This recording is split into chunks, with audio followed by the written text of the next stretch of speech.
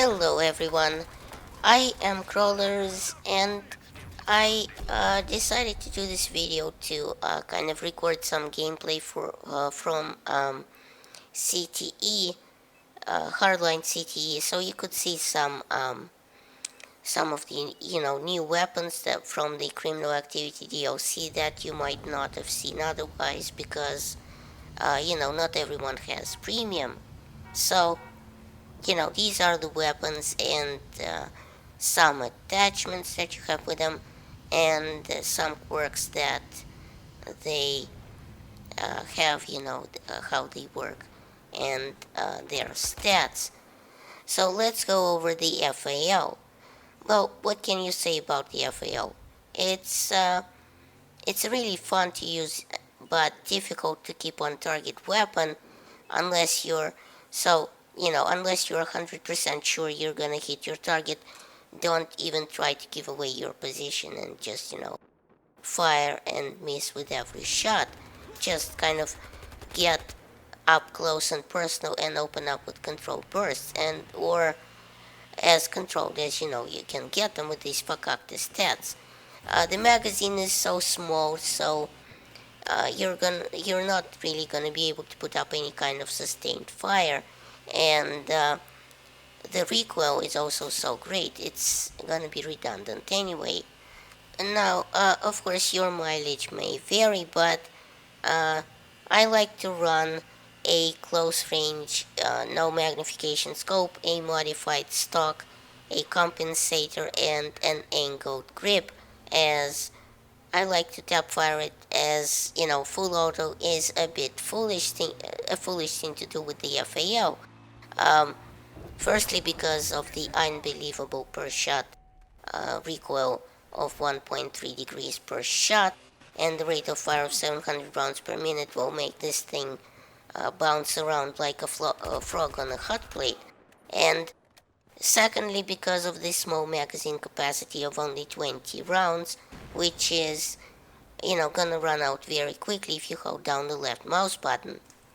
The per shot vertical recoil, by the way, is I think the worst in the game, outside revolvers, of course, which is even worse than that of the Scar H, which is saying something because it's 1.1 degrees per shot. Another thing is that some weapons, when you equip the stubby grip and the modified stock, their maximum spread uh, decreases so much that it becomes less actually than the minimum spread. So you may want to increase, equip the stubby grip with it instead of the angled grip. Now, its damage is a standard for a battle rifle in Hardline, notwithstanding the fact that it's called an assault rifle.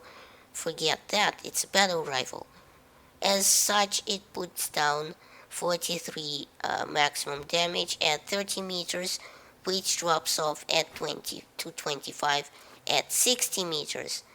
Now, this drop-off range is actually 10 meters further than the other battle rifles, so that's perhaps one of the advantages of the FAO that it has over other guns. Another thing that it has over most of the guns in the Enforcer class is muzzle velocity, which is 650 meters a second. Now this is a pretty good muzzle velocity for a battle rifle, and is only outclassed by the SA-58 with its ridiculous 840 meters a second muzzle velocity. Its tactical reload clocks in at 1.8 seconds, which is actually ties it for first place with the SA-58 in Hardline, and its full reload clocks in at 2.5 seconds, which frankly isn't that bad either. Okay, so now on to the Tommy gun, which is, well, hilariously awesome, though not the best by any standards as far as the stats go. Now, it's available to all classes, and as such, it's not an uber god gun, as I said, and its maximum damage is only 25 at 15 meters, which drops off to 15 at 30 meters. So the drop off is quite sharp, and the distance, engagements will require up to 7 body hits to bring someone down. So, definitely not a weapon for range. Its rate of fire is 725 rounds per minute, which is pretty respectable, yet makes the recoil sort of controllable still, and its muzzle velocity is a mere 320 meters a second, which is on the low side, as you can see.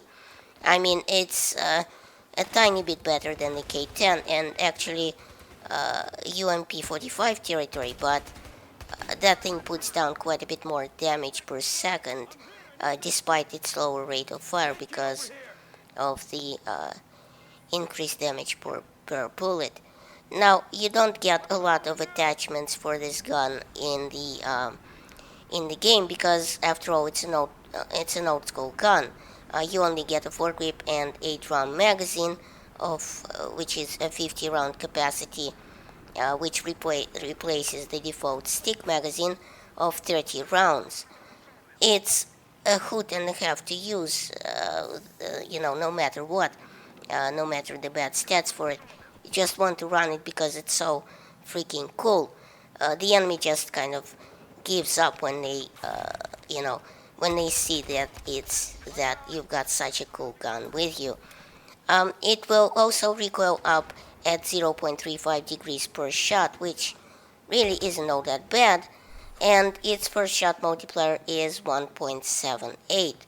It will reload in 2.25 seconds for the tactical reload and a whopping 3.73 seconds for the full reload. So, don't wait till your magazine runs dry to reload this entire thing.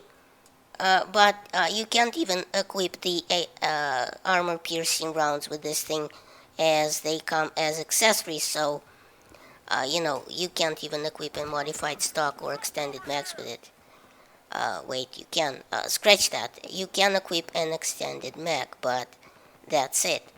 And the one interesting note here is that the Tommy gun has a pretty good non-moving hipfire spread, which is I guess it kind of goes back to the Chicago organ grinder days, I suppose, where people kind of used to mow gangsters down from the hip. So, it's a pretty cool weapon, as I said, and will be a lot of fun on the battlefield. Now, the KSG shotgun is another interesting animal. It comes with a fire selector, which selects which tube the shells feed from, and this is because by default you have buckshot, but buckshot shells selected, but in accessories you can select either slugs or breaching rounds. But here's the thing, if you select slugs, you will only have slugs and nothing else in both of these tubes, so you won't be able to select any other type of shells. If you select breaching rounds, they will come with buckshot in the second tube, so you can switch between them by pressing your fire selector button. I think it's V by default. But wait, it gets more interesting. Each tube isn't loaded with one specific type of ammo, as it turns out, so it's kind of a pool of shells, really. They can all be buckshot and they can all be frags, and they are both kind of like Schrodinger's shells, until you select a specific type and fire it, they are both kinds of shells. So you can spawn with a specific number of shells, and the first one is buckshot if you want to go to war right away, but if you press the fire selector switch, you will get the frags. From here, if you fire the frag, it will automatically change to the buckshot right after you click the left mouse button and fire the frag, but you don't have to fire it immediately after you have selected back to your buckshot automatically. You can change it back if you don't fire it, and if you press the fire selector switch again. So if you want to keep selecting the secondary type of shells, the frag rounds, they will all be, in effect, they will all be frags if you select a different round after each time you fire. But here's why Visceral paired up the frags with the buckshot. Because frags are hilariously ineffective at killing people. I mean, obviously this was intentional since we all remember the USS-12 Gun days from Battlefield 3. No one wants a repeat of that, least of all the devs. So they gave us something that can kill, which is the buckshot, paired up with the frags. So as you can see from the stats, the so-called breaching rounds or frags are just ridiculously bad at killing enemies. They will deal 20 damage maximum directly at 8 meters, which falls off to a laughable 4 at 40 meters. So no real need to use them, outside of blowing off explosives off of doors and, maybe cars.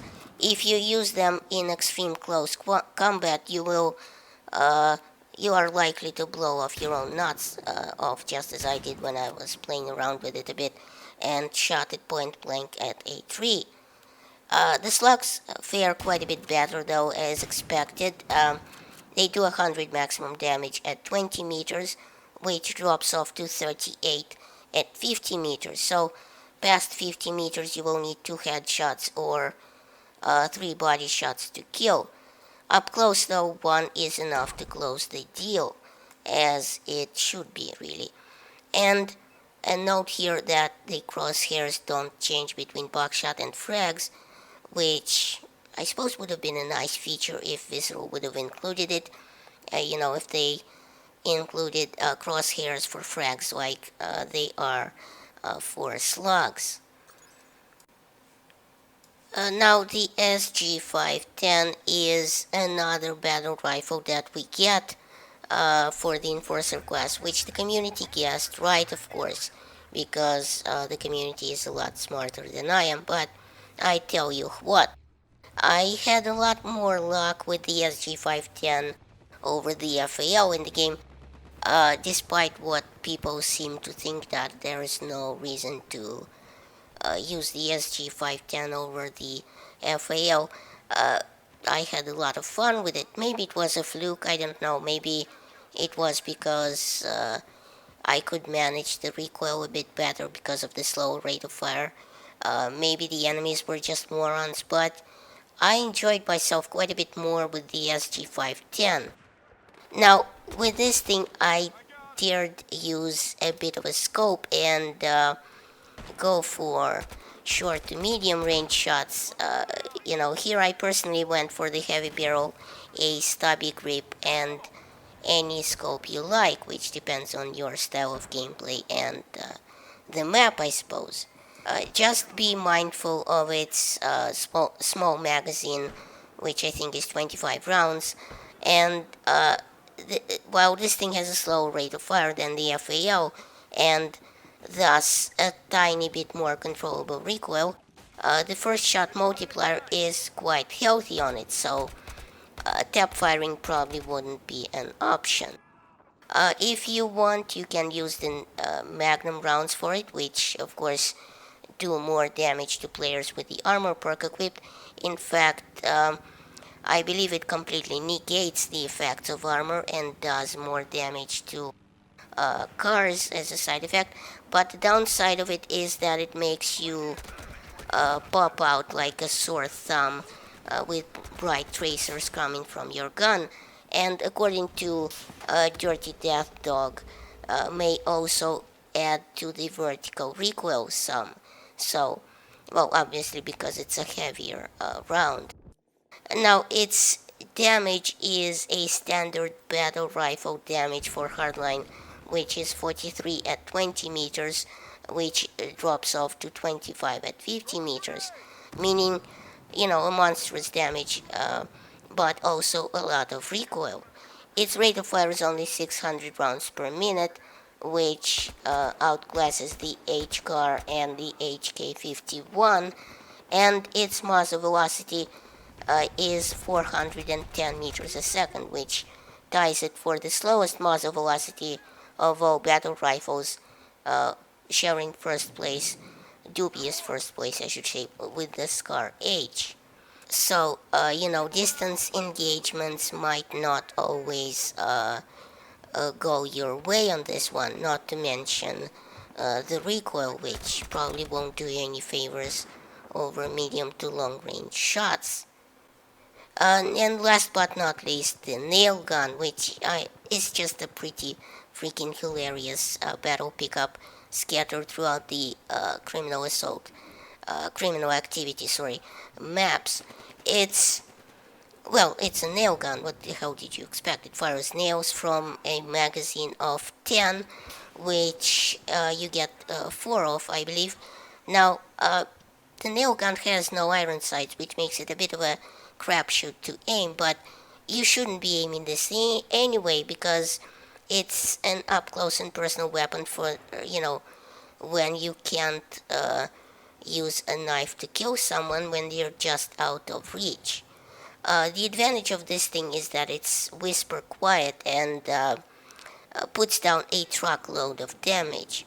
But unlike what Matimio says, it does seem to have a small damage drop of to just enough damage loss that it will require one more shot over distance. Namely, it does an astounding 55 damage at 10 meters, which drops off to 45 at 20 meters. Meaning past 15 meters, it needs 2 headshots or 3 body shots to take someone down. And but that's mostly redundant because listen to this. Its muzzle velocity is 150 meters a second, which puts it on par with I suppose, the crossbow, the compound bow, and the crossbow of Battlefield 3. And because the projectile has the aerodynamics of, a nail, its bullet drop over distance is a ridiculous 80 meters per second. Compare that to regular in-game bullet drop over distance of 15 meters per second. It's a bit ridiculous, isn't it? And as a side note, while playing these maps in CTE, it turns out I've noticed a couple of things here. Not the least of which, Dirty Death Dog telling us in chat that they indeed tightened up some of the sloppy collision boxes rather, on some of these, maps that were previously had a lot of invisible walls like Everglades and just regular vanilla maps, which is very very unexpected and quite good to hear from Visceral that they are still supporting the game. So I very much hope that that this patch will put Hardline out of oblivion and just attract more players to it. I mean, right now the player base bottoms out at around 900 players per day on PC, so it's quite sad to see. Other than that, I think the Uzi is finally good. Tried it only a couple of times, but I'd have to look at the patch notes to see the specific numbers, what they improved. But another thing that I've noticed while playing this is that I suppose it's a new anti-camper measure or something, that every time you sit down or just stop moving for a couple of seconds, you spray on your tag to a nearby wall. So it kind of makes you pop out like a sore thumb to any player who hears it or sees a brightly colored decal on a wall. So, it's, as I said, I think it's an anti-camper measure that they've implemented, which I'm sure they did by, on purpose in the game so that people wouldn't camp. So, thanks for watching this video. Please rate and share this video as it helps my channel grow. Check out my other videos at the end of this one. And very special thanks to the Red Gamer Den for these weapon stats, for coming up, sifting through the game files so that, most of us don't have to. And remember, in Soviet Russia, YouTube subscribes you.